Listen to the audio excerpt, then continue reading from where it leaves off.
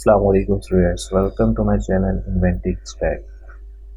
Python programming में ये third lecture है। इस लेक्चर में हम लोग वेरिएबल्स के बारे में स्टडी करेंगे कि वेरिएबल्स क्या होते हैं, इनकी क्यों इस्तेमाल किया जाता है, क्या बेनिफिट्स हैं इनकी। वेरिएबल बेसिकली हम कहते हैं quantity whose value can be change during the execution of a program. ये जनरल डेफिनेशन है वेरिएबल।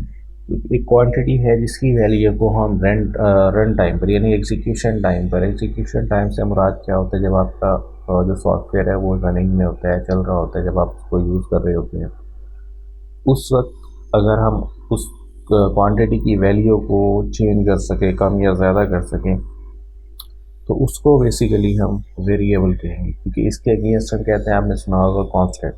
कांस्टेंट का मतलब होता है जिसकी वैल्यू को चेंज ना किया जा सके रन टाइम पर। ये यानी डिज़ाइन टाइम पर आप चेंज कर सकते हैं लेकिन रन टाइम पर चेंज नहीं कर सकते। जैसे अगर हम कांस्टेंट, वैसे अगर हम जनरली कांस्टेंट की एग्जांपल देखें तो आपने मैथ्स में पाई पढ़ा होगा, ठीक है। पाई की वैल्यू 3.1415 जो होती है, ये कांस्टेंट है, इसको आप चेंज नहीं कर सकते।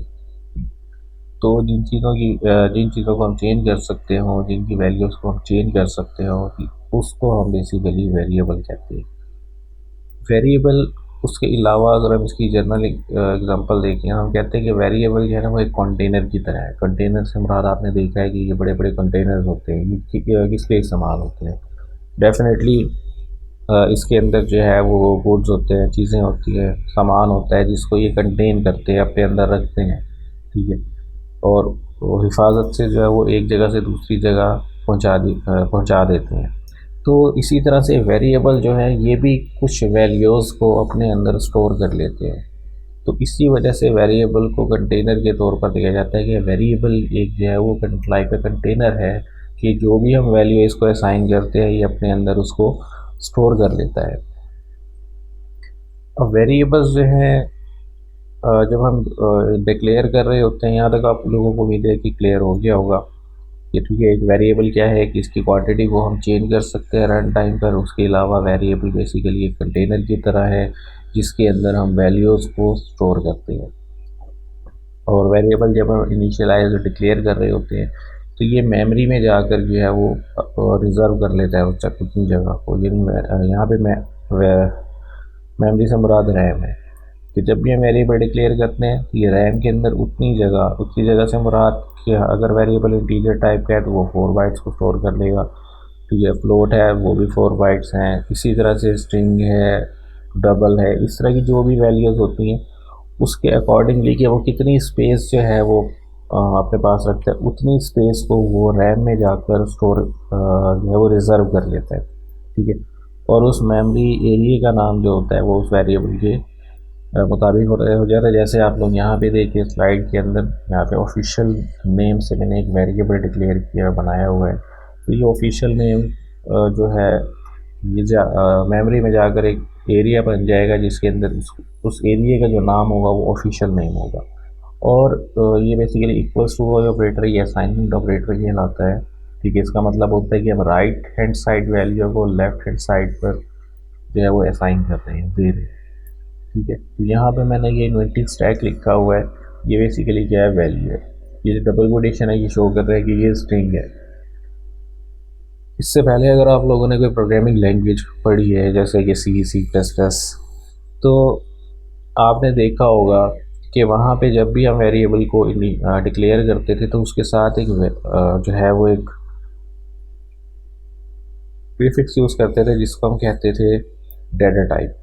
यानी वो इंटीजर भी हो सकता है, वो फ्लोट भी हो सकता है, डबल भी हो सकता है, स्ट्रिंग, कैरेक्टर, व्हाटएवर जो भी है। तो ये चीज़ें इस्तेमाल करते थे। लेकिन यहाँ पे आप देखें कि मैंने इसके अंदर कुछ भी इस्तेमाल नहीं किया, जस्ट मैंने एक सिंपल वेरिएबल का नेम असाइन किए लिखा है और उसको एक वैल्यू असाइन कर दिया। पाइथन में उस तरह से जैसे दूसरी लैंग्वेजेस में होता है कि हम डाटा टाइप देते हैं, ऐसा कोई तरीका यहाँ पे नहीं है। यानी डिक्लेरेशन का प्रॉपर इस तरह से, इस अंदाज में कोई वे नहीं है। इसका वे क्या है, वो ये है कि हम वेरिएबल का नाम लिखेंगे, फिर उसको जिस तरह की वैल्यू असाइन की जाएगी, जिस टाइप की वैल्यू उसको असाइन की जाएगी, उसके अकॉर्डिंगली पाइथन जो है वो आइडेंटिफाई करेगा कि जी ये एक वेरिएबल किस पर्पज़ के लिए यूज़ हो रहा है, आया कि ये इंटीजर के लिए यूज़ हो रहा है, फ्लोट के लिए यूज़ हो रहा है, डबल करेक्टर स्ट्रिंग किस चीज़ के लिए इस्तेमाल हो रहा है। तो इस वक्त जो ऑफिशियल नेम से मैंने वेरिएबल बनाया है, तो इसको मैंने इनिशियलाइज़ किया है इन्वेंटिव स्टैक, और ये डबल कोटेशन में है। जाहिर है कि ये मल्टीपल करेक्टर्स हैं, तो मल्टीपल करेक्टर्स जब भी मिलते हैं तो वो स्ट्रिंग कहलाते हैं।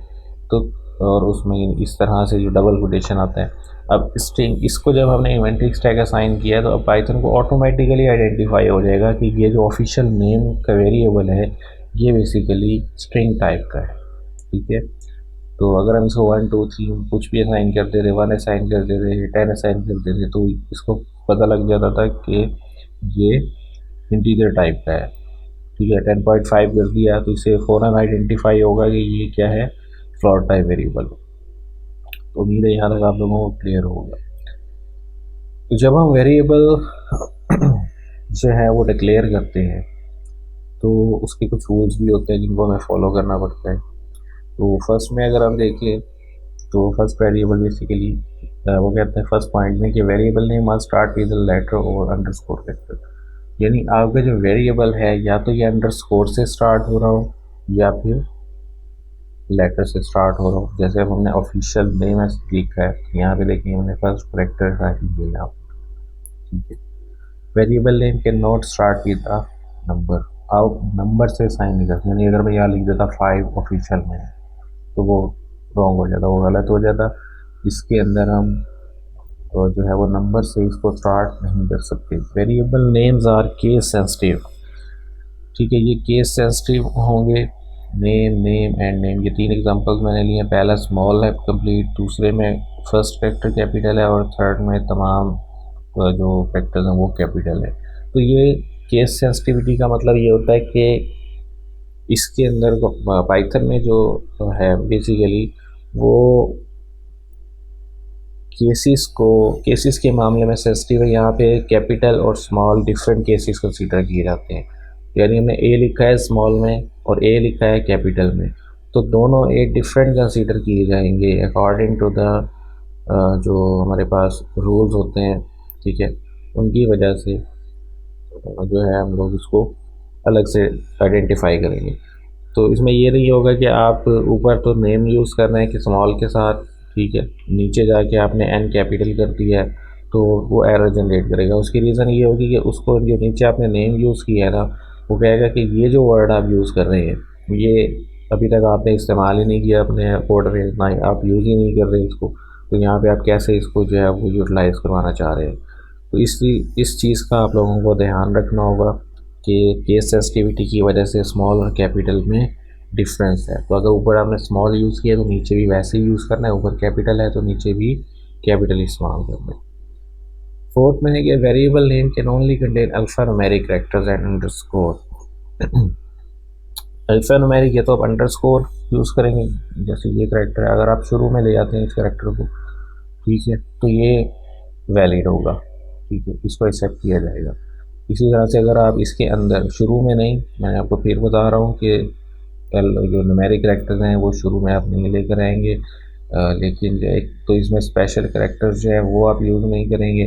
ठीक है, अल्फ़ा न्यूमेरिक, यानी आप मैंने लिखा है ऑफिशियल नेम, आगे मैं लिख दूँ 1, तो ऑफिशियल 1 नेम कर दूँ, ऑफिशियल 2 कर दूँ, तो ये एक्सेप्टेबल है, यानी इसको वो रिजेक्ट नहीं करेगा, इसमें कोई एरर नहीं देगा जब तक कि आप शुरू में स्टार्ट में जो है वो कोई भी न्यूमेरिक कैरेक्टर नहीं ले आते या कोई भी हाइफन या इस तरह का कुछ भी ले आते।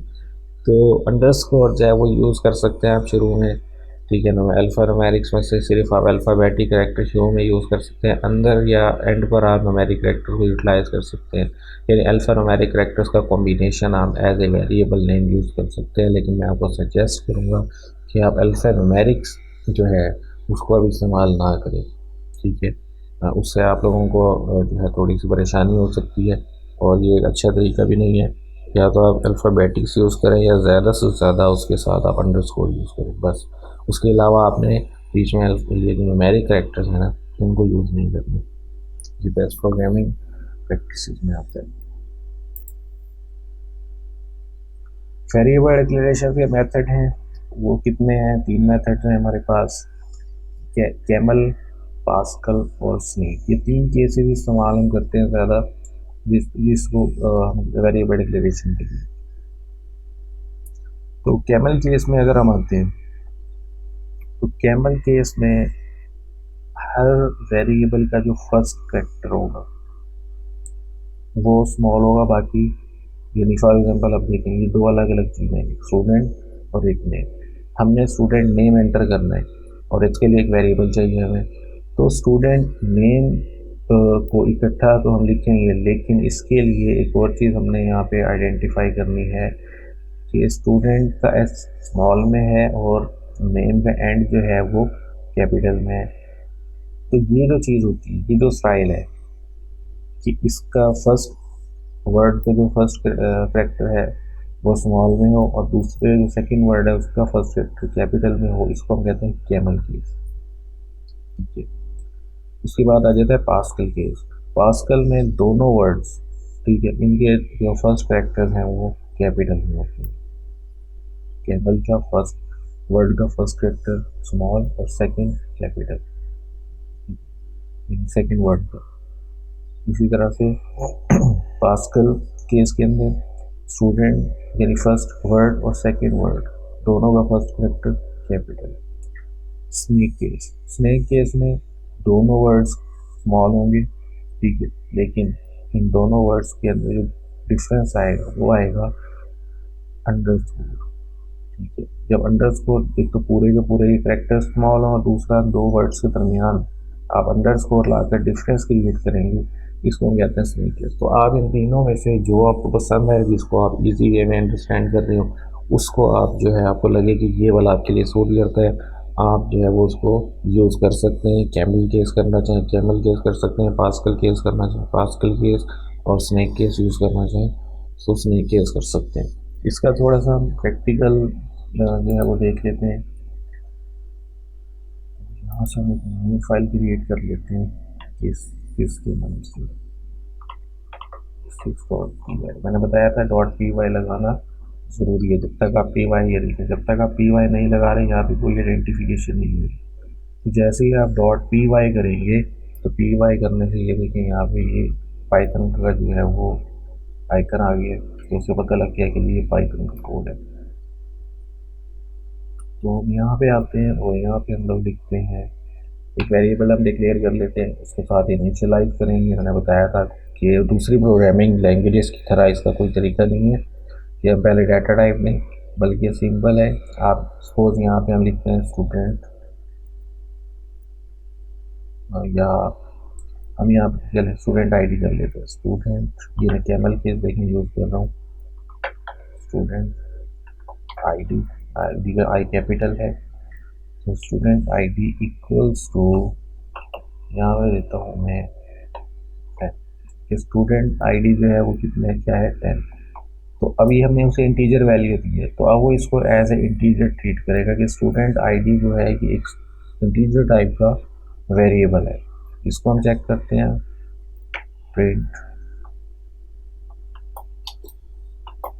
प्रिंट में हम लोग क्या करते हैं, यहाँ पे जस्ट क्या करना है अपने स्टूडेंट आईडी, जस्ट अपने वेरिएबल लिखते हैं, ठीक है। और ये लिखने के बाद हम लोग क्या करते हैं, इसको रन करके देखते हैं।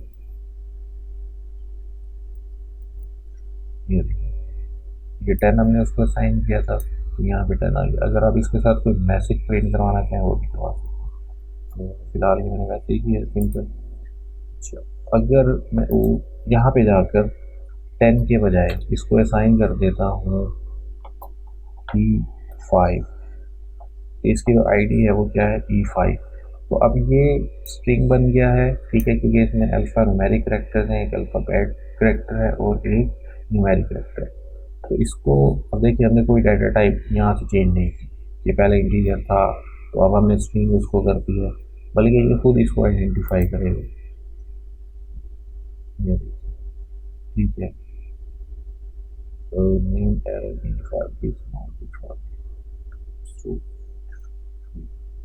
अच्छा, ये जो है अब आप यहाँ से देख रहे हैं E5 इसमें शो करवाती है।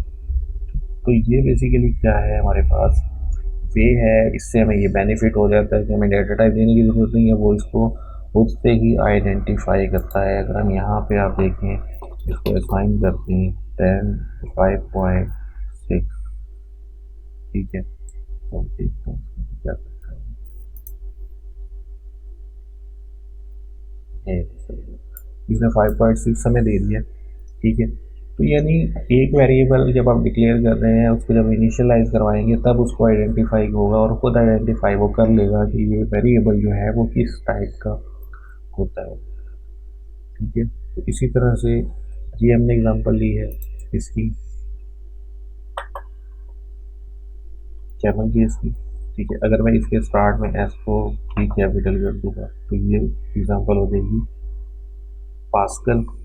और अगर मैं इसके स्टूडेंट और आईडी के दरमियान में अंडरस्कोर ले आऊँ तो जो इसकी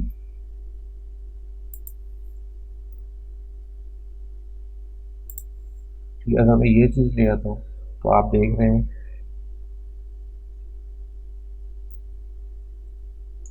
अच्छा, तो यहाँ से आप देख रहे हैं कि ये चीज़ जो मैंने है ये स्टूडेंट अंडरस्कोर आईडी, ये बेसिकली क्या है हमारे पास, इसकी मदद से हमें ये आइडेंटिफाई, ये कौन सा केसेस नहीं की।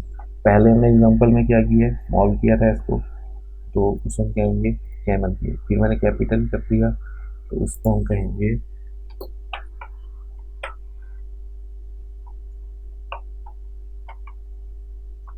पास के केस। और अब हम यहाँ से इसको दोनों स्मॉल करेंगे तो ये बन जाएगा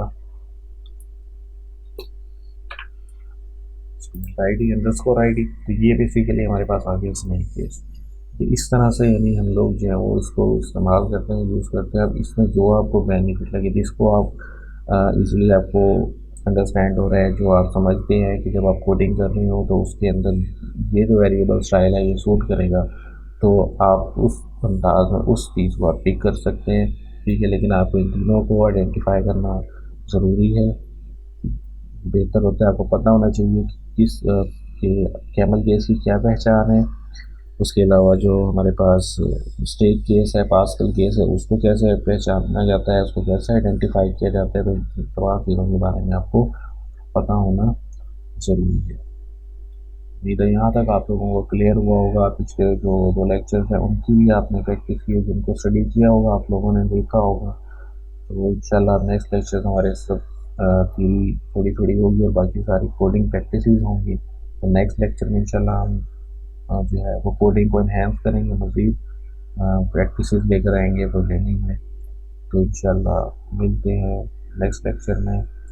तो चैनल को सब्सक्राइब कीजिएगा, लाइक कीजिएगा।